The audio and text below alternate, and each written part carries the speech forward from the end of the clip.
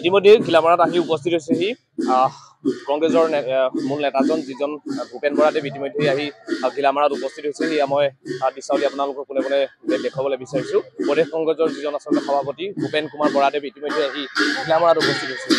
মই পৰিৱেশটো আপোনালোকক দেখুৱাবলৈ বিচাৰিছোঁ। আৰু ঘিলামৰাস্থিত কংগ্ৰেছৰ যিটো ৰাজীৱ ভৱন আছে, সেই ৰাজীৱ ভৱনৰ পৰা ইতিমধ্যে পদযাত্ৰাৰে তেওঁলোক ঘিলামৰা কৃষ্টি ভৱন প্ৰাংগণলৈ আচলতে এইদৰে পদযাত্ৰা কৰা দেখিবলৈ পোৱা গৈছে।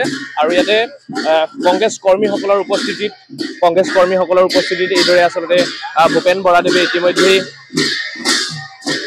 কুমাৰ বৰাদেৱে ইতিমধ্যে আচলতে কৃষ্টি ভৱন প্ৰাংগণলৈ আমি দেখুৱাইছোঁ। নিজৰ প্ৰত্যেকগৰাকী দৰ্শকক আমি দেখুৱাইছোঁ যে ইতিমধ্যে আচলতে কৃষ্টি ভৱন প্ৰাংগণলৈ তেওঁ পদযাত্ৰাৰে ইতিমধ্যে গৈ থকা আমি দেখিবলৈ পাইছোঁ। এয়া মোৰ কেমেৰা সন্মুখে সম্ভৱ হ'লে দেখুৱাব। কংগ্ৰেছৰ যিজন আচলতে নেতাজন আহি উপস্থিত হোৱাৰ কথা আছিল আৰু ইতিমধ্যে আহি উপস্থিত হৈছেহি। আৰু তাৰ পাছতেই পদযাত্ৰাৰে ঘিলামৰাৰ কংগ্ৰেছৰ যিটো ৰাজীৱ ভৱন, যিটো কংগ্ৰেছৰ যিটো কাৰ্যালয়, সেই কাৰ্যালয়ৰ পৰা তেওঁ পোনে নৰেন্দ্ৰ মোদী ডাঙৰীয়াই বাৰে বাৰে কয় 56 ইঞ্চিৰ কলিজা আছে, ডনাল্ড ট্ৰাম্প তেখেতৰ বন্ধু।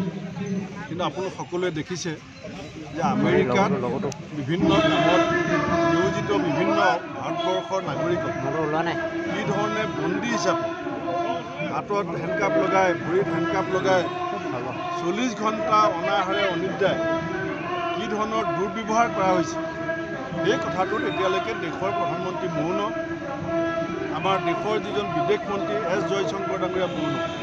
সেইকাৰণে আজি গোটেই ভাৰতবৰ্ষত আমি আজি মোদী ডাঙৰীয়া আৰু এছ জয়শংকৰ ডাঙৰীয়াই বিদেশত ভাৰতীয় নাগৰিকক কৰা অপমানৰ সময়ত মৌন থকাৰ কাৰণে আমি ভাৰত চৰকাৰৰ বিৰুদ্ধে প্ৰতিবাদ কৰিছোঁ। আৰু লগতে আমেৰিকাই আমাৰ দেশৰ নাগৰিকক যিটো ব্যৱহাৰ কৰিছে, সেইটো আমি তীব্ৰ ভাষাৰে গৰিহণা দিছোঁ। আমাৰ দেশৰ নাগৰিকক আমি কেতিয়াও কোনোবাই বাহিৰত নি অপমান কৰাটো সহ্য নকৰোঁ। আজি আমি এই প্ৰতিবাদ কৰাৰ মুহূৰ্তত আমি দেশৰ প্ৰধানমন্ত্ৰীক আৰু বিদেশ মন্ত্ৰীক আহ্বান জনাম যে অতি শীঘ্ৰে আপোনালোকে এই সম্পৰ্কত আমেৰিকাৰ সৈতে প্ৰত্যক্ষ যোগাযোগ কৰি ভাৰতীয় নাগৰিকৰ মান সন্মান নিৰাপত্তা সুনিশ্চিত কৰক। আৰু অন্যথাই যদি আপুনি বিদেশত থকা ভাৰতীয় নাগৰিকৰ মান সন্মান ৰক্ষা কৰিব নোৱাৰে, তেতিয়া আপুনি 56 ইঞ্চি কলিজাৰ প্ৰধানমন্ত্ৰী বুলি কৈ ডনাল্ড ট্ৰাম্প আপোনাৰ বন্ধু বুলি কৈ থকা কথাটো মিছা বুলি কওঁ।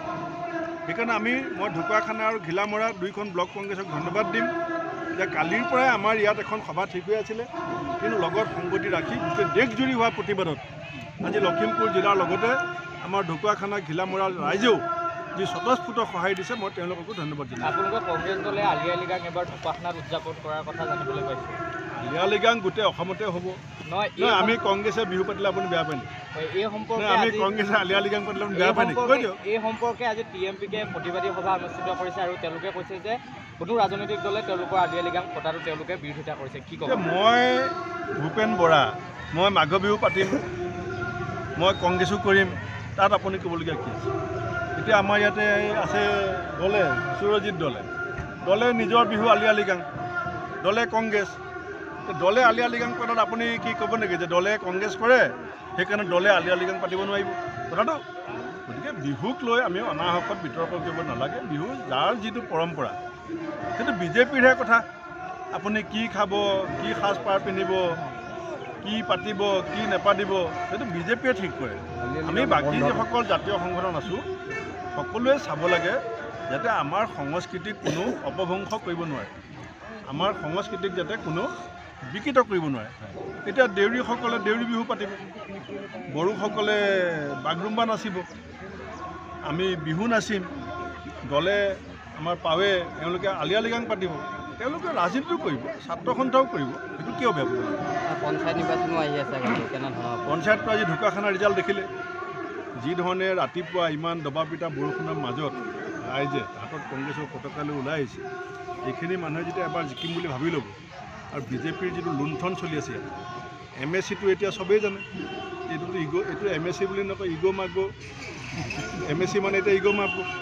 গতিকে যিটো অৱস্থা, যিটো লুটপাট যিটো হৈ আছে কয়লা চিণ্ডিকেটৰ নামত, অবৈধ কয়লা খননত আজি 25জন শ্ৰমিকৰ মৃতদেহ আজিলৈকে চৰকাৰে উলিয়াব নোৱাৰিলে।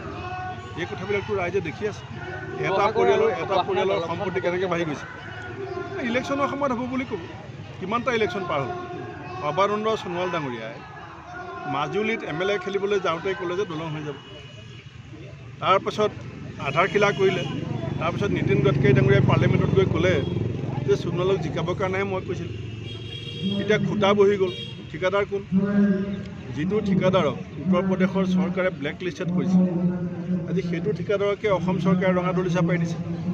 গতিকে আমাৰ অসমৰ ৰাইজৰ যিটো আৱেগ আৰু অনুভূতি, বিজেপিয়ে যিধৰণে হেতালি খেলিছে, তাৰ প্ৰকৃত যিটো প্ৰত্যুত্তৰ অসমৰ ৰাইজে 26 চনৰ 10 মে'ৰ ভিতৰত দিব।